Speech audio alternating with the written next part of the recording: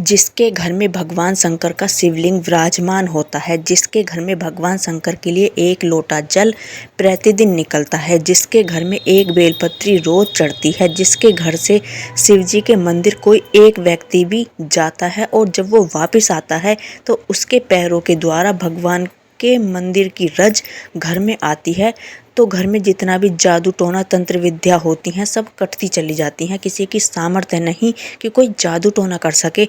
अंधविश्वास में जीना बंद कर दो। रोज शिव मंदिर जाने से आपके घर का और आपका ऑरा ऐसा बन जाएगा कि कोई आपके ऊपर तंत्र विद्या कर ही नहीं पाएगा। 100 वाट का बल्ब जब 200 वाट का प्रकाश मारने लगे तो समझ लेना कि ये ऐसे नहीं है, फ्यूज होने के लिए है। अधर्म आचरण करने पर भी यदि किसी की उन्नति दिखाई दे रही है तो समझ जाओ बहुत बुरी दुर्गति होने वाली है। इसलिए यदि आपको ऐसा लगता है कि कोई आदमी बहुत ज़्यादा गलत कार्य कर रहा है उसके बावजूद भी सुखी है, तो इस गलत धारणा से निकलो कि वो हमेशा ही सुखी रहेगा। जिस दिन उसके कुछ जुड़े हुए पुण्य का खात्मा होगा उसके बाद जो उसकी दुर्दशा होगी वो देखने लायक होगी। तो इसलिए आप अपने पुण्य कर्म करते चलो, पूजा पाठ भक्ति करते चलो, दिखावे से बचो। जितना हो सके सकारात्मक अपने घर का वातावरण बनाओ और खुद को सकारात्मक रखो। किसी की होड़ से बचो।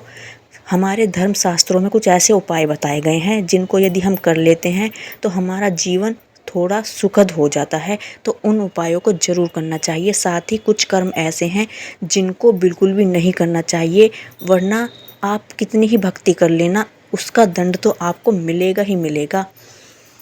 महादेव आपकी मनोकामना पूरी क्यों नहीं करते? बहुत नियम के साथ, बड़े ही विधि विधान के साथ आप बाबा भोलेनाथ की पूजा करते हो।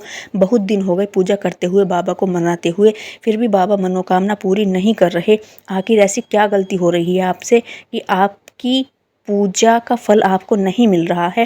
पहली वजह, भोलेनाथ बहुत ही भोले हैं, बहुत जल्द ही प्रसन्न होते हैं। वो अपने भक्तों के मन की मुराद बहुत जल्द पूरी कर देते हैं। लेकिन भोलेनाथ त्रिनेत्रधारी भी हैं। अगर क्रोधित हो गए तो आप सब इतना तो जानते ही होंगे कि भोलेनाथ क्रोधित होने पर क्या करते हैं।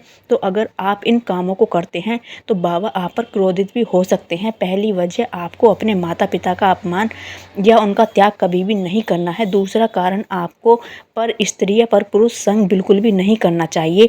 अगर आप शादीशुदा हैं तब तो यह कार्य आप भूल कर भी मत करना, वरना बड़ी दुर्गति होगी।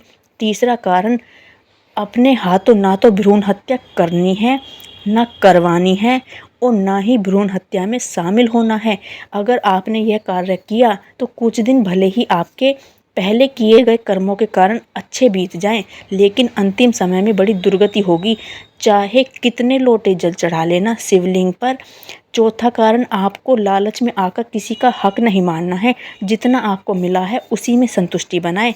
मन में शांति रखें, ये ही सबसे बड़ा धन है जो मरने के बाद भी साथ जाता है। इन 4 कारणों को अपने जीवन में बिठा लो, इन 4 बातों को इन गांठ बांध लो कि आपको ये 4 काम बिल्कुल भी नहीं करने हैं। फिर देखना महादेव कितनी जल्दी आपकी ज़िंदगी खुशियों से भर देंगे। आखिरकार जगत जननी माँ दुर्गा, माँ भवानी, माँ अन्नपूर्णा के पति हैं वो, जो अपने पति की खुशी के लिए कुछ भी कर सकती हैं। ध्यान रहे, महादेव प्रसन्न तो माता रानी भी प्रसन्न। जीवन में मंगल ही मंगल होगा। गणेश भगवान की आपको कृपा मिलेगी। तो उम्मीद है जानकारी आपको समझ आई होगी, पसंद आई होगी। इन खास बातों को ज़रूर अपनाएं, क्योंकि बुद्धि के दाता गणपति के पिता हैं महादेव। यदि आप ही उल्टे काम करेंगे, गलत कार्य करेंगे, इन जो ये कुछ पाप ऐसे हैं इनका कभी भी पश्चाताप भी नहीं कर सकते आप। इनका तो दंड आपको मिलना ही मिलना है। इसलिए इन 4 बातों को अपनाएं, इन 4 कामों को बिल्कुल भी ना करें। फिर देखना, बस आप सिर्फ 1 लोटा जल चढ़ा कर आ जाना मंदिर, महादेव उसी से प्रसन्न हो जाएंगे। आपको बड़े बड़े उपायों को करने की कोई ज़रूरत नहीं पड़ेगी। लेकिन यदि आप इन 4 कामों को करते हैं तो फिर आप चाहे कितने बड़े बड़े उपाय कर लेना, कोई लाभ नहीं मिलने वाला। आपको आपके कर्मों का दंड तो मिलेगा ही मिलेगा। बोल पार्वती पते हर हर महादेव।